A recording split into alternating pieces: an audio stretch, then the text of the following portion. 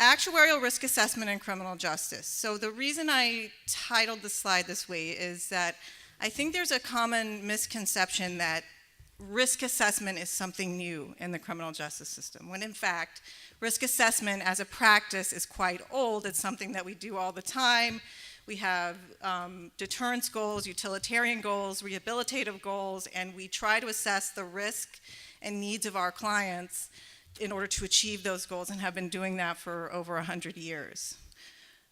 What is relatively new is the use of actuarial risk assessment. So that involves the retrospective use of group statistics to classify individuals. So basically it applies a score, the score applies a classification, and the classification draws on large groups of defendants, offenders, participants that have come before. And in this case, risk is normally equivalent to risk for reoffense, and by that we typically mean risk for general reoffense, although some risk assessment tools are specified to other outcomes, which I will talk a little bit more in a bit. But risk assessment and actuarial risk assessment are used quite regularly in other fields, obviously in medicine, in insurance, in other areas where prediction is useful. It's somewhat more complex in our field because a lot of times we're balancing goals that are sort of in the background. We're balancing public safety goals, we're balancing goals of proportionality, we're balancing a goal for rehabilitation whenever we use these tools and make decisions about people. So sometimes what is deceptively simple in some other fields is a little more complex in our field. So, but nonetheless, we have increasingly adopted these tools, and I think that there are some reasons for that. One of the biggest reasons that these tools are more common is that their accuracy and the capacity of these tools has increased over time. So we just get better at placing people in the right categories in terms of their risk for future offense, or their risk for failure to appear, or their risk for whatever we're interested in. And we also get better at identifying needs. So I think that's one thing underlying the increased use of these tools. And in fact, we do know a little bit about how much the field has changed in terms of using these tools in the last 20 years. In 1994, we knew about 5 jurisdictions that were using actuarial risk assessment tools, and now we have at least 40 plus in 2015. So I think I can safely say that we're seeing a paradigm shift in the field. Not that we weren't interested in risk or finding out things about it, but that we now have shifted towards, if not universal, very widespread support for the use of these actuarial tools. So as I was saying, what caused the shift? Well, one of the things that caused the shift, and as Mike was talking about a bit earlier in his presentation, is risk-need responsivity theory. The theory is, I'm going to gloss over the principles of the theory again, but there's quite a lot of empirical support for risk-need responsivity theory, and it's arguably plays a very large role in our shift away from the idea that nothing works in offender rehabilitation. So the use of R&R theory has helped us shift away from that idea, which was quite popular in the 1970s. Actuarial risk assessment tools are the gateway, again, to applying this theory in practice. Another reason that we have adopted actuarial risk assessment tools is that we've seen a massive growth in court dockets in the last 30 years. I know that I don't need to tell this audience that, but there are somewhere around 10 million cases coming through our courts nationally, and a lot of these are low-level cases like the ones you see in your community courts. About 80% of them are misdemeanor cases. So we have massive growth in court dockets, and that leads to a desire to look for evidence-based tools, new kinds of tools to try to manage that level of volume. And also, as we've seen in the last probably more like 15 years, that we have a push for decarceration and community-based justice. And we are looking for tools to help us properly implement these alternatives while protecting public safety. So what about risk-need responsivity theory? It's a model of crime prevention rooted in behavioral psychology. So basically, a basic premise of the model is that therapeutic and social service intervention can reduce reoffense. Again, a basic premise of the model is that rehabilitation works. So in that way, it is a natural ally to those of us who are thinking about alternatives to incarceration.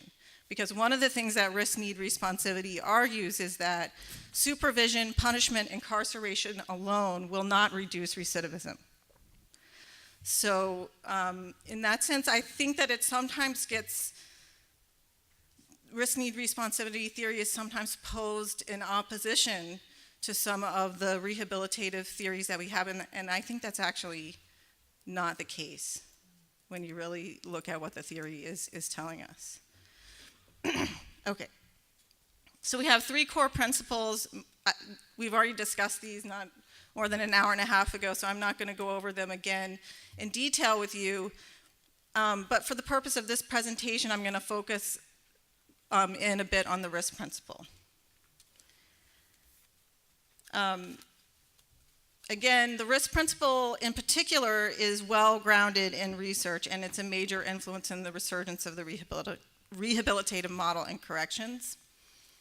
The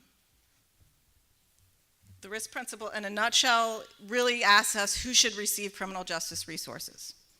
Treatment and supervision resources should be targeted toward individuals at moderate or high risk to reoffend. Again, at the risk of being redundant, low-risk offenders should be off-ramped for some of the reasons that Mike talked about a little bit earlier in his presentation.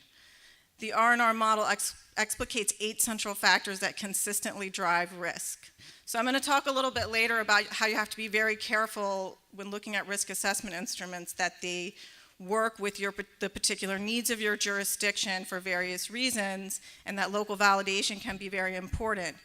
But my only caveat to that comes in telling you guys that there is quite a lot of empirical research behind the factors that we know that drive risk.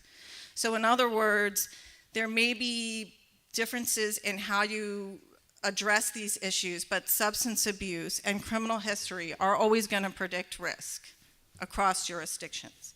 So in that way, we have theoretical integrity where we find over and over again the same factors that are predicting risk for re-involvement in the system. So at last count, the risk principle, which argues that your resources should be focused on your high and moderate risk to reoffend participants, was supported by nearly 400 empirical studies. So who cares, right? Well, the reason that we find this important is not just because it is supported in the research, but that the fact that it is supported in the research means that it has real implications in your practice. So what's the best case scenario? What's the best case scenario of not focusing your correctional resources on your high and moderate risk individuals? The best case scenario is that you're going to waste your money, basically, treating your low risk offenders. But unfortunately, that's probably not the most likely scenario. Unfortunately, what research tells us is if you do what sometimes feels intuitive, which is to put your lower risk offenders into community-based diversion programs, you are actually likely enough to make those individuals worse and increase their risk for reoffense. Okay. So again, if you buy R&R theory, you're ready to get started doing it, you're ready to get started targeting your resources and doing tailored treatment plans based on the need principle. How do you get there? And the answer to that is that first you have to know who's high risk, who's moderate risk, what the needs are in your population. And so in that way, these evidence-based risk assessment tools are the gateway to risk reduction, at the individual level at least. So I wanted to talk a little bit about assessment tool evolution. We have been using assessment tools for a very long time, so we have 4 generations of them. As I said, risk assessment is as old as the criminal justice system, and so for over 100 years, we have been using professional judgment and influenced also, typically by charge and also by presentation of the defendant or the participant to make risk assessment decisions. This is actually not the most effective way to make decisions. And I want to stop here and just tangle with another myth, which is I think people have about this, which is that when I say that actuarial risk assessment works better than professional discretion, I mean that you should replace your professional discretion with an actuarial risk assessment tool. And that is actually not true. You cannot use an actuarial risk assessment tool without using your discretion. There is no tool that can be used without someone interpreting it, using it either properly or improperly, and then applying it to some outcome. So this is a myth that I think really drives some of the problems with the uptake of these tools in practice. Okay, so we then have second generation tools which have combined professional discretion with static risk factors, usually charge-based items, mostly static factors involving criminal history, and they result in risk categories just like any other of these tools would. And then about 30 years ago, we started to get third generation tools which were incorporating more criminogenic domains from the central 8 of R&R theory, and they were less reliant solely on criminal history and static factors, although it's important to remember that most of these tools still rely quite a bit on criminal history, and criminal history is an important risk factor across all of these tools, even those that include dynamic criminogenic domains in them. So by that I mean, as Mike was talking about, substance abuse, criminal thinking, employment, education issues, other things that can be treated. So the advantage of these, including these need domains in your assessment tool, is what? What is the advantage of that? Well, it allows for risk reduction. Tools that are based solely on static factors, there's not much you can do about somebody's criminal history. So you can place them in a risk category where then they stay.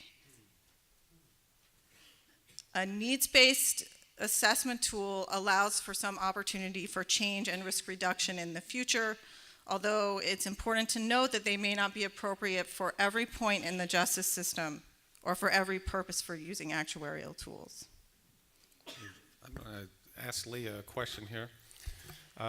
So the defense bar, when these tools first started kind of becoming more mainstream, would say things like, I'm not going to let a piece of paper make the decision for me. I've been practicing so many years. My judgment's better than some scientist and, you know, up in a book-filled room making up these rules. So what's the current thinking from the defense bar on this? So first, let me ask a quick question. Of all you in here who are practitioners, how many use risk assessment instruments in their community courts and in their practices? Okay, so quite a lot of you. I just want to get a sense a little bit of the room. So there is still a very common perception that I think actually pervades practitioners from every stream of the justice system around this very point. You know, I've heard prosecutors, you know, who do not agree with the importance that we're placing on this conversation, say the same thing that defense attorneys have said, say the same things that judges have said, which is that this is not sufficient. It's too removed from the things that we know and the things that we've learned. And as Sarah was alluding, I know I've done this for 40 years, I've done this for 20 years, I look in somebody's eyes, this isn't going to be enough. And the way that we're all, I think, trying to come to this is not just from a place of one perspective, but from actually having a conversation about what these concerns are and how they actually play out. So in the most bottom line terms, a lot of defense attorneys look at anything that is new and different as another way to screw our clients. It's the truth. And that's not fair always to have that perspective.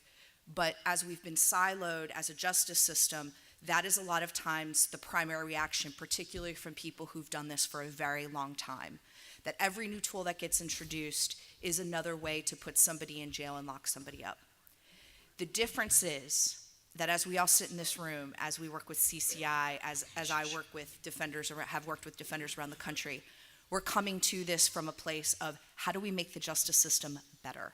How do we use this to make better decisions? And how do we have everybody at the table as we're trying to figure out what we need to do to implement a risk assessment properly?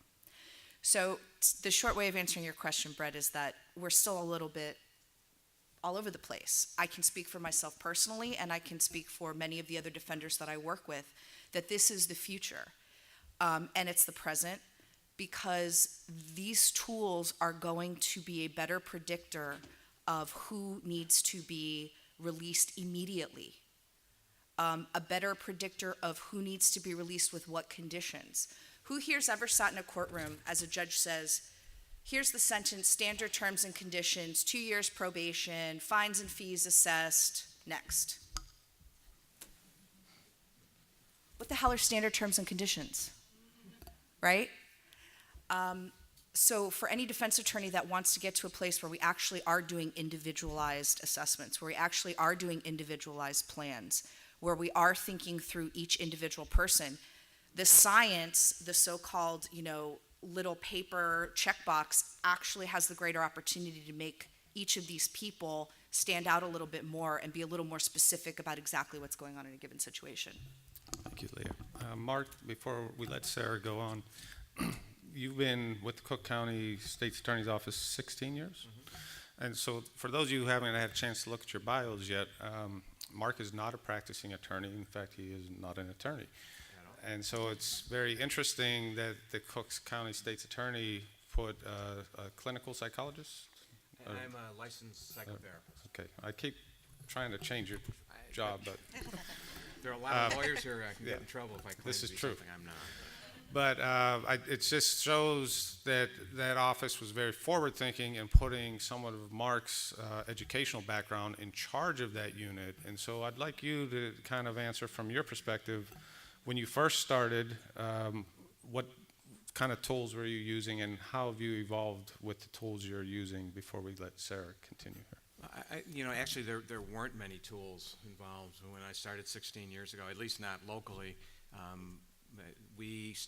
When I started in 2000, there was one diversion program and 3 drug treatment courts, one part-time assistant state's attorney assigned to work with me, and probably 250 cases in any given month. Currently, we are actually a unit, which is an enormous change in structure and policy for us. There are 16 assistant state's attorneys working in our unit now, and there are somewhere above 30 diversion and treatment courts. And we, by last count in March, our unit handled 3,800 cases. A month. A month, in that given month. So the numbers are so staggering, but what we have done is to try, the key for me in thinking about this presentation was to think about objectivity. Objectivity is the key to me. I mean, coming from a health background and a behavioral health specifically background, nothing is, you cannot claim that you've done anything if you can't prove that it has been effective and has done what it's supposed to do and has served the purpose of one of our many masters, primarily the funding sources. So what we've tried to do over the years is become more objective in how we evaluate people and divert them into the programs that we operate. And that's how risk assessment fits into this process. Risk assessment has been a slow movement into our office, not in terms of the probation department and people that have already been sentenced, but in terms of people just purely being diverted. Risk assessment is just now coming into the equation. Okay, and we're going to talk a little more about that. So we're going to let you keep going here, Sarah. Thanks, guys. So everybody with me, we're just talking about the evolution of these tools over time, and we're talking quite a lot. And I think if I have an agenda here, it's to sort of bring together, closer together, this concept of professional judgment versus actuarial assessment, and to convince you folks that are unconvinced that the two things are not necessarily at odds. Okay, so my next slide here might cause you to question that, but I wanted just to put it out there because it's in the literature that we often compare the use of what they call clinical or actuarial, or professional judgment versus actuarial assessment. Now remember, there's a professional behind every actuarial assessment. But what this study does tell us is when a professional uses their discretion alone, does not draw on the available evidence about aggregate trends in what causes recidivism, what causes re-involvement in the justice system, that typically that judgment is less accurate than the judgment that relies at least partially on the analysis on a data-driven analysis of what causes recidivism. So what this bar shows you is the association between a pure professional judgment and an accurate prediction, as opposed to the correlation between an actuarial assessment and a professional interpreting that assessment and putting the person in a category.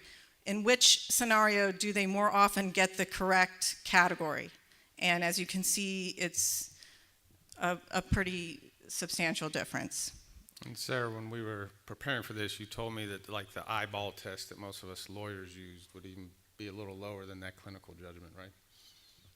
Yes. Okay. The eyeball test, if I had an eyeball and I could just put a big red X through it, there are some real problems, and this is why, in a way, actuarial assessment is quite good for the justice system, because we do have some of the case volume problems that we have. We are often asked to make quote-unquote professional judgments in incredibly short periods of time. So whatever information we can draw very quickly, whether it's from history and records or from interaction with the defendant, can really help us, because it's very hard for any human, lawyer or otherwise, to make an accurate assessment in that amount of time about such a complex question as whether this individual is going to become re-involved in the justice system. Okay, so risk assessment, some examples. I'm focused here on second and third generation risk assessments. These are the tools that are, at the moment most typically employed at various points in the justice system, whether it's at the pretrial stage, at the post-adjudication stage. We have second generation assessments, and again, those are assessment tools that are based primarily in static factors, mostly criminal history factors. There's more than one example, but the one example that is very frequently employed and has sort of a national presence is the public safety assessment, which was developed by the Arnold Foundation, is now being used in I believe, at least 30 jurisdictions. And the advantage of these short static risk assessments is that, especially in very high volume pretrial settings, they can be practically and ethically and quickly employed. And they are effective, and they do improve on our judgments in terms of sentencing and release. The second list here are third and fourth generation, and these all are sort of what we call comprehensive risk need assessment tools, which cover the big 8 factors of R&R theory. And there are varying lengths. There are different pros and cons to adopting one of these tools. Some of them are more plug and play than others. In other words, some you can sort of buy and begin using like the next day. Some are more transparent. So there's pros and cons to every one of these tools, and I don't want this presentation to become specifically about those, but I do have some knowledge base on it, so if folks want to ask questions about that, I'm always happy to talk about it. But the third and fourth generation tools do give you that added benefit of being able to make a targeted risk reduction plan for your participant. So that's the advantage of the third and fourth generation tools. Okay. I want to talk a bit about how we use these tools and what principles we can apply to most effectively and ethically use these tools at various criminal justice contexts. Are we cool? Any questions, confusions, debate from the panel? No. Can I just ask again, sorry, for those of you who said earlier that you use a risk assessment instrument in your practice, who here uses in their jurisdiction the Arnold tool? Okay, and who's using the CCAT? The CCI tool? That's the CCI tool. Where are my people over here? Come on. I know there's some of y'all. and is anyone here using the ORAS? Okay, that's helpful. That's for my slides later. Thanks. Okay, so I want to talk a little bit about risk assessment accuracy. And what do I mean by that? I just mean how good is your assessment tool at putting a person in a category that accurately predicts whatever it's claiming to predict. As I said, in most cases, this is going to be general risk for reoffense, but it could also be some tools are calibrated to tell you the likelihood that the person is going to fail to appear for a court appearance, or they might be calibrated to predict specifically a new violent offense. Okay, but all accuracy means is the tool is good at predicting what it tells you it's going to predict. So the use of risk assessments can improve decision making, but only to the extent that they are accurate. So does that make sense to everyone? It's rather intuitive, but I think a lot of times as we're looking at all the aspects of some of these tools and they seem complex and we're thinking about practicality and feasibility and ethics, we forget to ask how well does it work? It's very important. And the predictive accuracy can be reliably estimated. So there's a statistic, and sometimes it's included in reports on these tools and sometimes it's not. It's called the AUC. It stands for Area Under the Curve. And it's an industry standard for how accurate are these tools. So if you have not seen this statistic and reports on a tool that you're considering adopting, you should ask the developer about their AUC. So you should look for an AUC of 0.65 and up, knowing that something over 0.7 is considered good, something over 0.8 is considered very good or excellent, something over 0.9, at least in our field, doesn't happen. So if you see it, that's awesome, but you shouldn't ask for it. So we're looking for these statistics to give us, as practitioners and lay people, a general concept of how accurate the tool is. The predictive accuracy of existing validated tools varies by tool, and it may vary by local jurisdiction. So this is why you will often hear people stressing to you that if you have a partnership with a researcher, or you can afford it, or you're interested, or you would like to create one, that it would be great to validate the tool that you adopt in your local jurisdiction, because there may be particular exigencies, characteristics, whether that has to do with the population of people who are coming through your court, or the criminal law in your jurisdiction, or the professional culture, may affect the distribution of risk in that population. So that's why local validation is great. And actually, I'm working right now with Mark, and we're working here in Cook County with a mostly misdemeanor population. And we are going to revalidate the tool, because you will see that you still have a risk distribution, but it's a whole different one from what you would expect from the results on a general population. So you should think about different things when you're selecting a tool. What stage am I at? What are my goals? What kind of risk am I interested in? And do I expect that the population that I want to use this on looks like the population it was tested on? So for an example, Mark, can you explain with the CCAT tool that you're using, you guys had to do a little shift on your scoring matrix, right? Can you explain that? Right. You know, I should first explain what exactly we're doing with it, if that's all right. Go for it, yeah. We went at this a little differently than it sounds like the traditional route is. We had this major misdemeanor diversion program where everybody received the same expectation. Everybody had a brief screening. We used the SBIRT, and not very sophisticated or complicated, but everybody received that, and if they qualified by background and they qualified based on that score, had the same expectation across the board in order to have their case dismissed. What we were hoping to do with our collaboration with CCI, and ended up being a smart prosecution grant, we wanted to see what the difference would be if we had people of varying levels of risk in the program, which we assumed we had in the other program. We just weren't assessing for it. And then based on the assessed level of risk, we're going to require them to perform different functions in order to have their case dismissed. So the goal was to look at having ranges of people, having ranges of expectations, and to see what it ended up being. So we ended up with a much too high percentage of people in the low risk category. It just wasn't, it didn't satisfy the question that we were asking, which is how to differentiate between people. So we did not adapt the instrument at all. We just changed the scoring scale so that it was a more narrow range for low and a wider range for medium and high. I just wanted to kind of give you a real world perspective of how each jurisdiction needs to adapt these tools specific to their needs. And that's when I asked Sarah when she was explaining this to me, it's kind of like what Chicago calls pizza, New York may not, but, Right. but it's going to fill you up and it's going to be good either where you go. So. Yes. So, so it's good to have a tool that is adaptable, and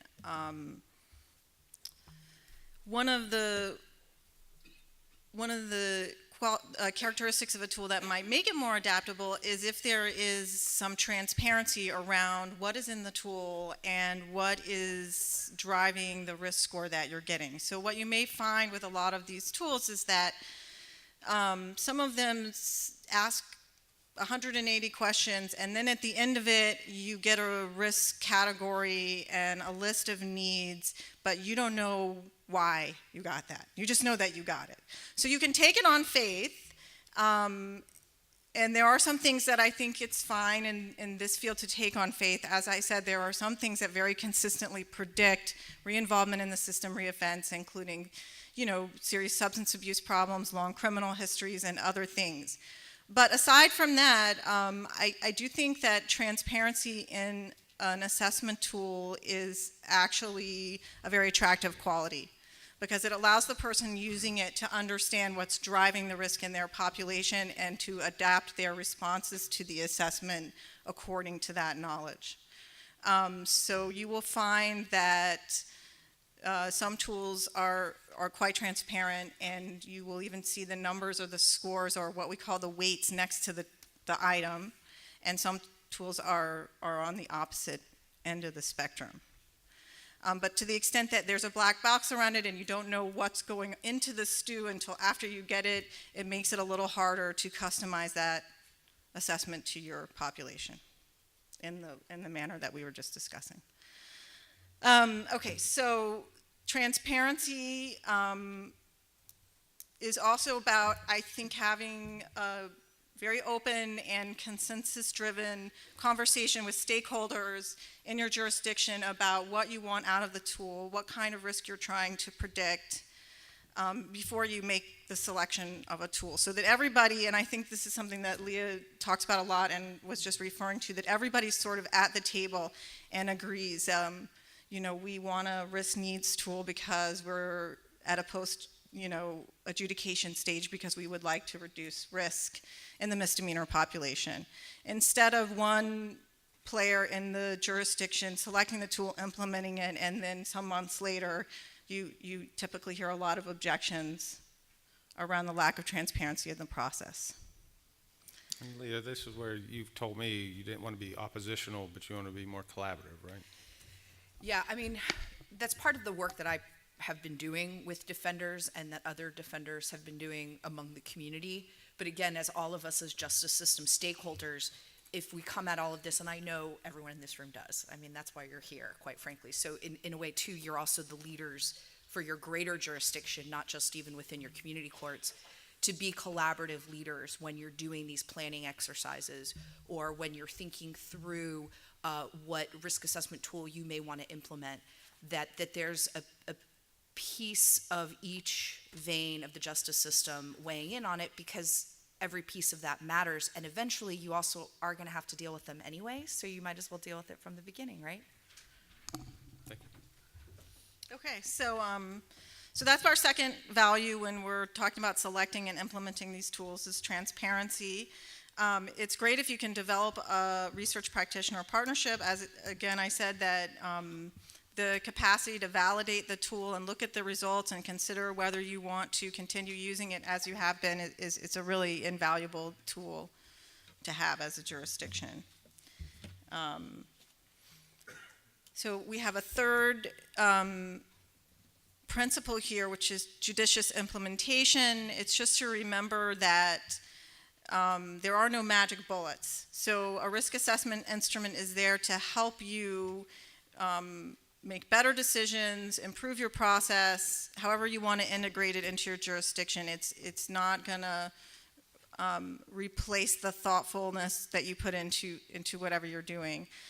Plans for implementation of these tools should be carefully vetted for practicality, political feasibility, and commensurability with local resources. So if you have a long, comprehensive risk assessment tool, you might want to consider whether you have time to actually use that tool consistently with everyone who's coming through your court, or whether you want to look for something a little shorter that gets you some information on needs but doesn't take you as long. So practicality.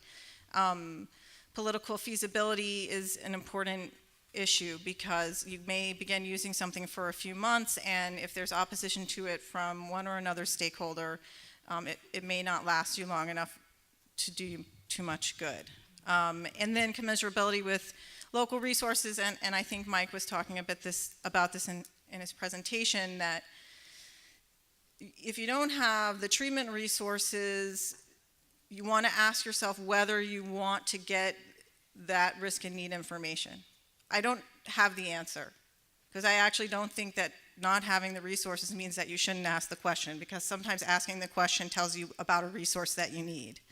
And so there's more than one way to do that. But you do want to think about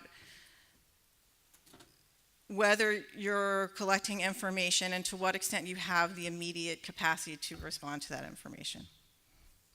And finally, this is my most favorite principle that's on this whole PowerPoint, which is that good policy cannot automatically be derived from science. There is no score, I don't care how accurate it is, on any risk assessment tool which can tell you what you should do with that information, what you should do with that participant, that defendant, that offender. So you have to have values and goals to drive the use of your empirical science, of your empirical findings. And in that respect, as I said, I have an agenda, which is to convince you that actuarial risk assessment and professional discretion are not at odds. You should continue to use your professional discretion and recognize these tools are going to increase your capacity to do that in an accurate manner. So I can give a little evidence from a recent study that we've done in the community court population in New York City around risk assessment. Any questions or objections from the audience? We'll keep it moving. Okay, that's a good one. Okay, We'll try and get some questions at the end. Okay. So I just wanted to give you guys a snapshot. We did in our project to develop a short risk and need assessment tool for calibrated for the misdemeanor population in New York City. We did interview over 900 misdemeanors that went through our community courts with a very long 183 item assessment tool, and I just wanted to give you guys a little thumbnail sketch of what we found when we did this, and what we found will probably come as no surprise to those of you who have been working with this population. We have very high rates of rearrest in the misdemeanor population, 40% over a 6-month period. So that's a lot of rearrest. High prevalence of criminogenic need in the misdemeanor populations, over 70% with substance abuse problems, over half with mental illness, current symptoms of mental illness, and the list goes on. Major predictors of risk in the population do fit with risk-need responsivity theory. I will give the caveat that in the misdemeanor and low-level population, we do see unique findings that housing stability is a major predictor of re-involvement in the lower-level population. And that has informed how we're thinking about our interventions going forward. So what can be done? We are trying to use some of the findings from this research to think through alternatives for the community court population. I think I often hear this question, which is, what about low-risk, high-need people? And that this is how the misdemeanor population sometimes gets described, and I think that's actually a misperception. What it is that the misdemeanor population is high risk, but they have a lot of criminogenic needs that are driving that risk. And then they are low leverage. And Mike talked a little bit about this in his presentation. You don't have a lot of legal leverage, proportionality demands that you do not give these individuals, too much treatment, even though they may have a need for that treatment. So we're trying to think through with what we do with this combination. And so this is something that you can take a look at a little more closely, but this is an experiment that sort of a thought experiment for us in how to deal with this particular population, wanting to focus our treatment resources on people that are high risk and have a lot of criminogenic needs, and then in each quadrant we have different levels and different thoughts about if you have someone who's high risk and high leverage, you can do something a little more intensive, and we have different options in each. This PowerPoint will be on the conference materials on our website after the conference. Along with contact information if Yep. you have questions. So thinking through, I just want to make one more plug, and I don't know if my boss, he is, so because I'm actually going to contradict him a little bit. It's not a true insurrection, it's just a editorial comment. Legal cynicism and the importance of procedural justice in the misdemeanor population. Low opinions of the fairness of the justice system are prevalent across risk groups in this population. So they're not exactly the same thing as criminal thinking. They are associated with criminal thinking sometimes, but we see high levels of legal cynicism. In other words, perceptions that the police are unfair, the system is unfair, the system is racist, across all risk categories in this population. So more than 70% of the New York City misdemeanor population reported a belief that the system as a whole was discriminatory based on race, and that the system players, police and prosecutors, do not treat people fairly. So why do I bring this up? Because if we do have an antidote to that in our programs, it's procedural justice. And we are trying to look at that through this clinical lens and to see that these high rates of legal cynicism do push us even further towards the idea of procedural justice as an integral part of our programs. And this last bullet here is a oblique reference to procedural justice-based short-term intervention that we're developing for misdemeanor defendants. Okay. So what impact could these risk need tools have on due process for defendants? This is when I invite Leah up to the podium with me. Yeah, I'll do the. Do you want to sit here? Or? You want to sit here? I'm actually. So the purpose of a therapeutic community court, to move away from the purely retributive model of justice, to move away from the default position that incarceration is somehow the best or the right result or the default result. We're all there, right?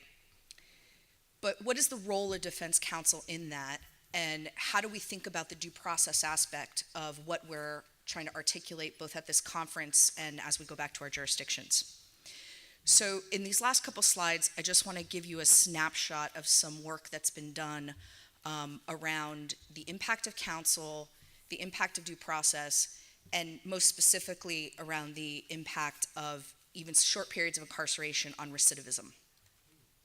So this slide is created from research that's been put forward, funded by the Arnold Foundation, by Mr. Lowenkamp, Ms. Van Nostren, and Ms. Holzinger. And what it shows here is that even with 2 to 3 days of incarceration in jail, there's a 39% increase, a 39% likelihood of a new criminal arrest during pretrial release. So what that means is we put somebody in, they're in for 2 or 3 days, they get out, they're on pretrial release, but because of that time they spent in jail, we're now seeing a 39% more likelihood that they're actually going to get rearrested while they're on release. You up that number to 4 to 7 days and you're at the 50% mark, and as you can see, once you hit 8 days, which is just over a week, you're over 56%. So we're seeing that not only is this default period of, the idea of a default incarceration bad for humanity, it's also really bad for our public safety. Now, the reason that plays into the defense perspective is that, I'm going to skip this slide because I'm trying to go fast, is that when we've looked at the impact of counsel, when they're at that very first bail hearing, right, we're really early, we're in, right before that 2 to 3 day sweet spot of seeing the spike in pretrial arrest data. If you have a counsel with you, you're 2 times more likely to be released on the same day of arrest. That means you're 2 times more likely to avoid that critical period of incarceration before your likelihood of recidivism spikes. You're 2.5 more times more likely to be released on your own recognizance. And as we know from thinking about the economic justice perspective of this, if you get OR'd, you're not posting a bond. That's more fair to people who are poor. It's more fair typically across racial and ethnic lines. You're 4 times more likely to have your bail amount reduced.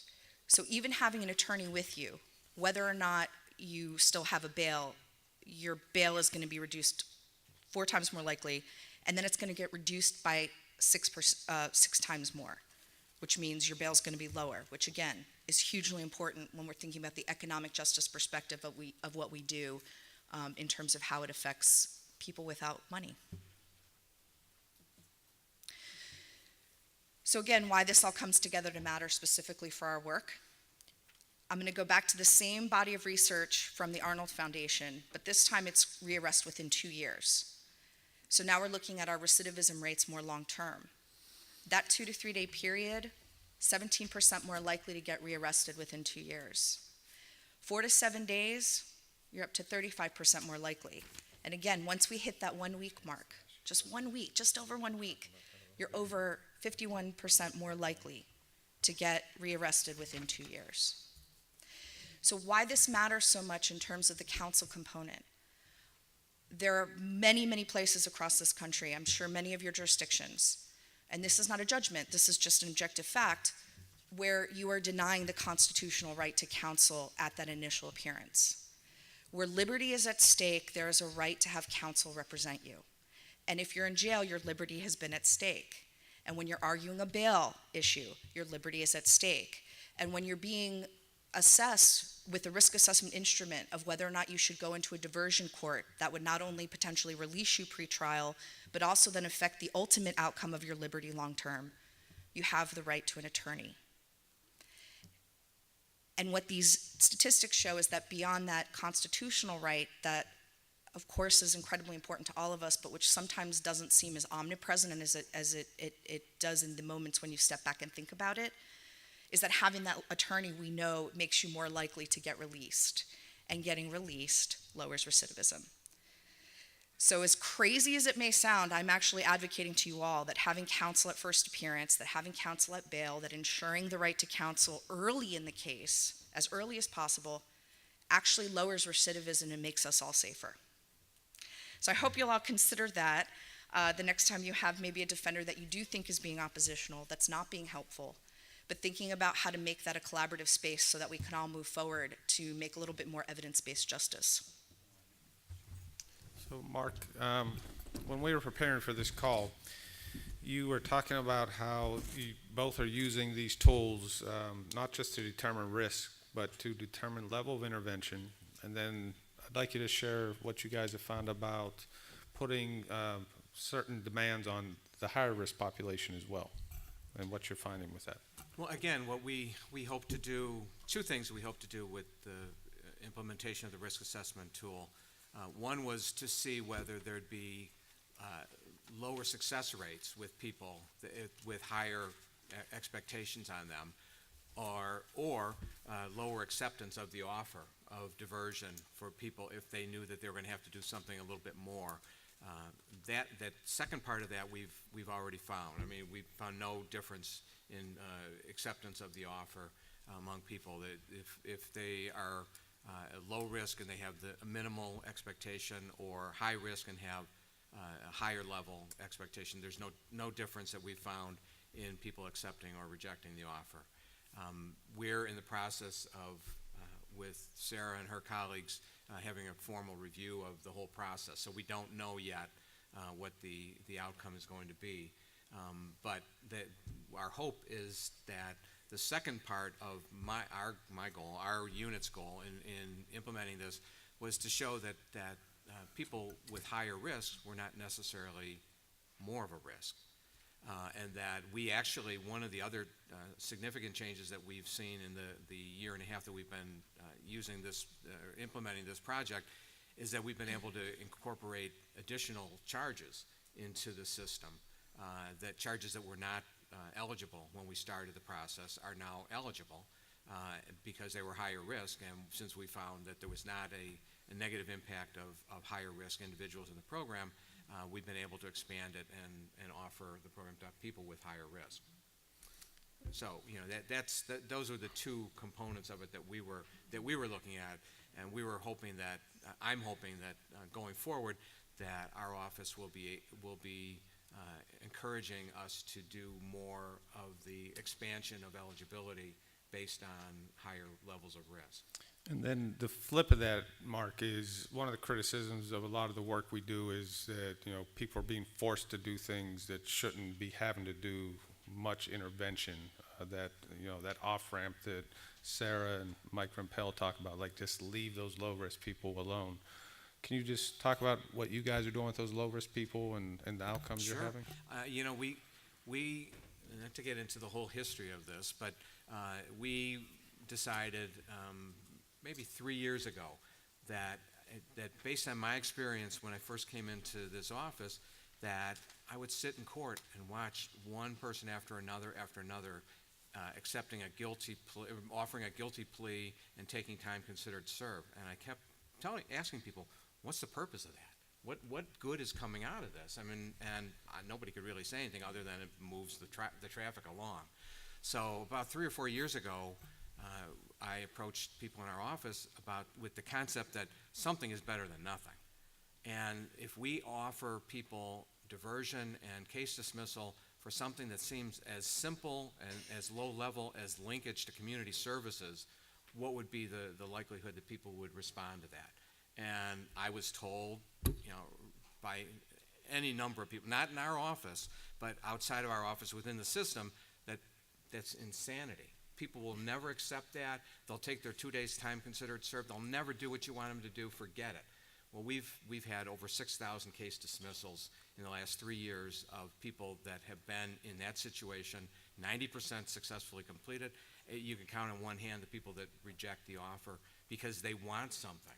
So what we found is that people want this linkage. So all we're asking low-level people to do is to be assessed and be told what the results of the assessment are. They don't have to follow through on it. They don't have to comply with anything. They just have to go be assessed and hear what the recommendations are. And the hope is that eventually, if there is a need, they may be more inclined to follow through on it. And that's what the low-level expectation is. Medium-level expectation, and the other thing, when we were figuring all this out, we didn't want the levels of expectation to involve more time. We didn't want somebody to if you're low-level, you have 4 hours of intervention. If you're high-risk, you have 4 days of intervention. We wanted it all to be the same. We didn't want the quantitative difference to be significant. We wanted the qualitative difference to be significant. So people with medium-level risk are required to do a certain level of community service that they can find on their own, and high level of risk are required to do a CBT series. And so I just want to ask one more question to Sarah, and then we're going to ask a couple questions to the audience if anyone has any. I just want you to emphasize the point about the math being neutral on these tools and the importance of each jurisdiction deciding their values. Can you just kind of Sure. talk about that a second? There's consistency in the findings, the empirical findings on what factors tend to predict recidivism. But the objectivity of that theory and of the empirical findings that are derived from that theory cannot tell you what to do with that information. So you have to apply a value. You have to have, first of all, a goal, and you have to apply a value to the findings of the assessment in order to successfully integrate these into your practice. So we already got questions. All right. Let me see if we got our mic. No. Go ahead. Do you want to just give your question? Oh, here's our mic here. Can you just tell us where you're from? Oh, my name is Annette Harpole, and I'm a volunteer with the NAACP, National Association for the Advancement of Colored People, Milwaukee branch, and also with the Wisconsin State Conference of Branches. Just following up on the comment about equity with regard to bail, I think I remember reading an article recently about some community that's going to eliminate bail. So what are your thoughts, or what kind of research has taken place about just the idea of eliminating bail altogether? That's a very complicated question, and I'll very briefly just sort of address it. There's several movements around the country. One is end cash bail that is being spread, and various states are going to be signing on to actually take on that challenge, essentially to end cash bail by 2025. Various equal justice organizations have taken position, including the one I used to work for, the National Legal Aid and Defender Association, that cash bail presents an insurmountable, inequitable barrier for people of low economic means, which disproportionately affects people of color, to be able to fairly secure their freedom in the pretrial process, and that in many situations it is actually actuarial risk assessment tools that will be the better, more just, more equitable alternative in many swaths of the country. One of the other issues, of course, of cash bail is the use of bail and bond schedules, which are being challenged constitutionally all over the country, throughout the South, and there's going to be some more lawsuits, it looks like, in California coming up soon, because the use of those bail schedules only works if there is actually some amount of individuality that's tied to them when you're making those decisions. But what the research is starting to show is that there's only very small amounts of departure from the bail schedules, and that's being used to articulate the constitutional challenge. So it's a complicated question. Happy to talk about it more offline. And there's also a jail reduction panel tomorrow. Just quick plug for that. We got a question back there, and I think we got one over here and one up front. And we may not get to all of them, but I'm sure our crew will stay around to talk. Go ahead. Hi, my name is Catherine Bocanegra. I'm with Enlace Chicago here in Chicago. And I've been witness to many panels on risk needs assessments, and I've heard it also called punishment profiling, and criticized for potentially exacerbating racial disparities within the system, as there's many race-correlated variables that are heavily weighted within the assessment. And I'm interested in hearing your perspective on that, everybody on the panel. We actually had a great discussion on that on this call, so anyone want to take that on? I mean, I don't mind weighing in, and I think the other panelists should as well, because we all have relatively strong opinions about this issue. I think that it's important to recall that the disproportionalities based on race in our system predate the risk need assessment debate. And I think people forget that. I do think it's a valid question to ask whether and again, this goes back to the idea of integrating your values with the use of whatever evidence-based tool you do choose. that whether your use of actuarial risk assessment will exacerbate the problem of disproportionality that you undoubtedly already have in your jurisdiction has to do with the values that you place when you select, employ, and make decisions based on the tool. So there are correlations between things that end up in assessments and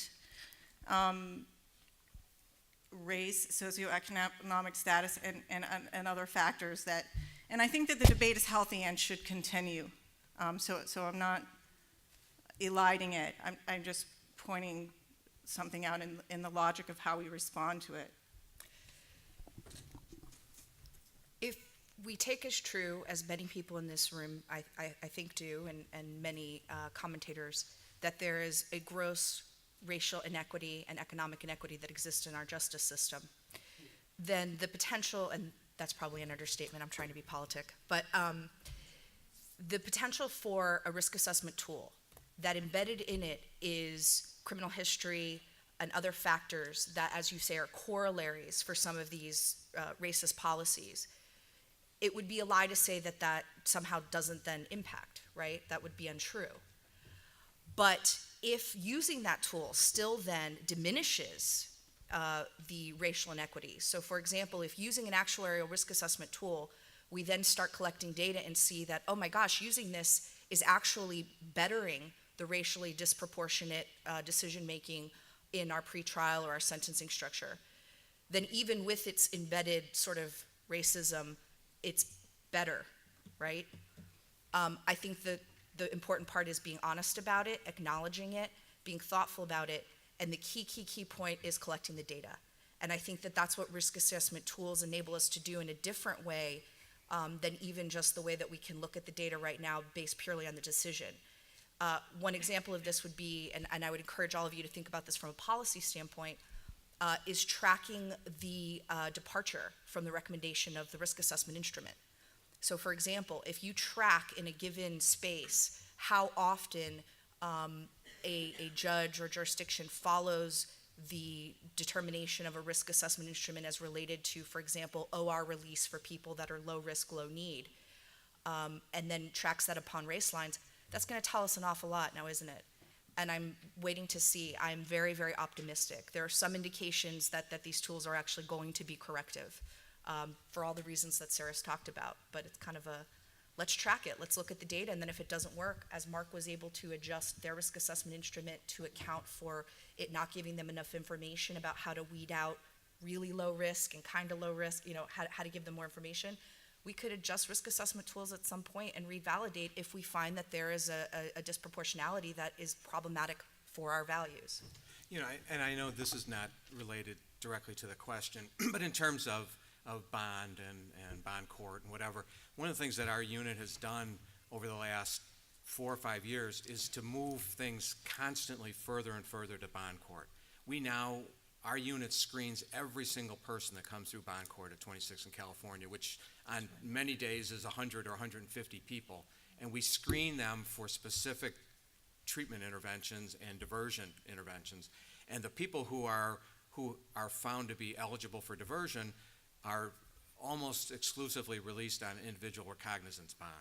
So by our engaging with people sooner in the process, our hope, our belief is that people are now being not only released from custody more frequently, but also being linked to services in the community as a result. And that number has gone, there's another presentation we're doing in a couple weeks somewhere else related to that, but that number has dramatically increased the number of people referred into treatment courts, into diversion programs, and the number of people who are not held in custody. So that's our hope, that we're at least contributing to reducing that issue. So we got to move to our next session. The real quick takeaways is that from Leah's point of view, when we were talking, is defenders should be looking at the science behind this and understand these tools and not just be a naysayer, and make sure that they're being used right. And to look at what Mark's doing, where he's taking those low-risk people and just saying, get them out of here. We don't want to clog up our court system. But more remarkably, we're taking these high-risk people and we're matching them with appropriate proportional services that are reasonable expectations of them to meet, and they're meeting them, right, Mark? Yes. And so let's hear a round of applause for our panel.